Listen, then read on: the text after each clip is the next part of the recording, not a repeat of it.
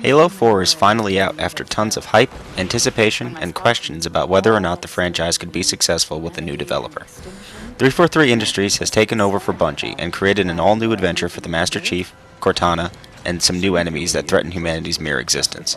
How does Halo 4 do? Let's find out. Mayday! Mayday! This is the captain of the UNSC Infinity. Unknown entity has seized control of our ship. We're without power. We're on a collision course with an unidentified Forerunner planet. Halo 4 continues the story of the Master Chief and Cortana as they are adrift in space on the Forward Unto Dawn. An unknown force boards the vessel, and the Chief is forced to take Cortana and find a way off of the ship. The Chief encounters a new enemy type, some familiar foes, and the story springboards forward with tons of big scenes and events. While these huge events take place, however, Cortana's struggle with her rampancy begins to take center stage as the story goes on. What begins as a minor annoyance soon turns into a full-blown problem, and it allows gamers to see the relationship between the Chief and Cortana in a whole new way. The story moves along at a decent pace, but details can be revealed very quickly at times, so it is important to be paying attention to cutscenes closely to understand what is going on. A second viewing of some cutscenes might be in order for gamers. The story is not much more than the traditional stop-the-bad-guy fare, but the emotional context that is added for the characters elevates the plot, and the twists that are revealed add a new kind of depth to the storytelling.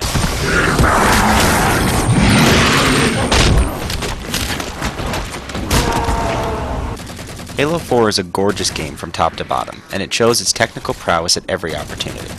CGI cutscenes are tremendously impressive, the in-game graphics are fantastic, and the art design is phenomenal. From sprawling desert landscapes to space stations and more, the game offers a ton of eye candy. Covenant and UNSC weaponry are great, and the new Promethean armaments are incredibly fun to look at and use. The sound design in the game is also worth mentioning, as the new weapon sounds are phenomenal and add even more depth to the experience. The assault rifle's powerful sound makes it seem much more like a machine gun, and similar things can be said about most of the weaponry. Graphical problems in the main campaign are near non-existent, with a frame rate slow-up showing up only one time in my entire playthrough. Common errors like clipping are nowhere to be found, and that is great to see. The menus in the game are streamlined and easy to use, with things like custom loadouts and games being very easy to manipulate. The only slight annoyance is the lack of a game type description in multiplayer matchmaking. This will become a bit of a non-issue once you've played the mode, but it would be nice to have anyway. The Halo gameplay formula has been revised several times over the years, but the basic control scheme has remained very similar. While it will take some time to get used to using X to reload again, the game feels just like the other Halo titles. The shooter elements of the game shine through with the fluid control and great fun that the Halo franchise has given gamers for over 10 years. One of the most significant additions to the gameplay is the inclusion of all new enemy types and better enemy AI for Covenant forces. The new Promethean enemies will swarm you, flank you, and outgun you at every step, so it is crucial to get the right tools for the job and to be smart in engagements. The Promethean Knight's ability to teleport around the battlefield can make it easy for you to get surrounded, so you have to be on your toes. The Covenant elites will jump out of the way of grenades and gunfire much more so than in previous Halo games, amping up the difficulty at all levels. The on-foot gameplay is supplemented very well with vehicle missions like flying a Pelican, boosting through an exploding landscape on a Ghost, and escorting the Mammoth through the desert. This gameplay variety creates some of the most memorable scenes from the game, and it is a ton of fun.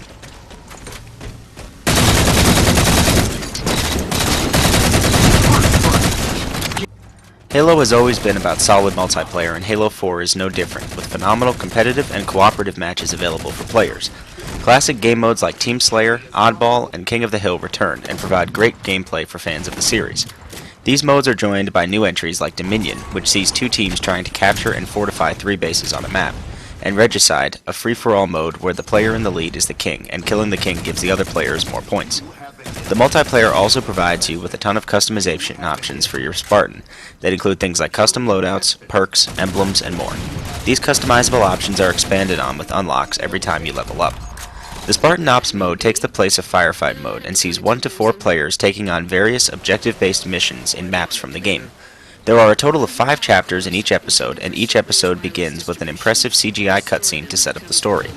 These episodes are to be released once a week going forward, and the first season of content is free for Halo owners.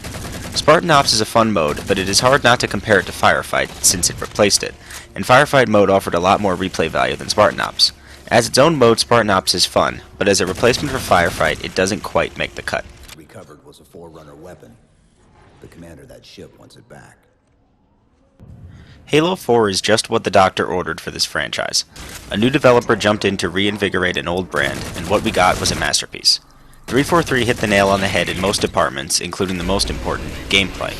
Presentation elements, story, characterization, multiplayer, and more all combine to create a Halo fan's dream. While the Spartan Ops mode is not the best replacement for Firefight, and the game's story can require a second look to fully understand at times, the game's positives far outweigh any negatives that might crop up.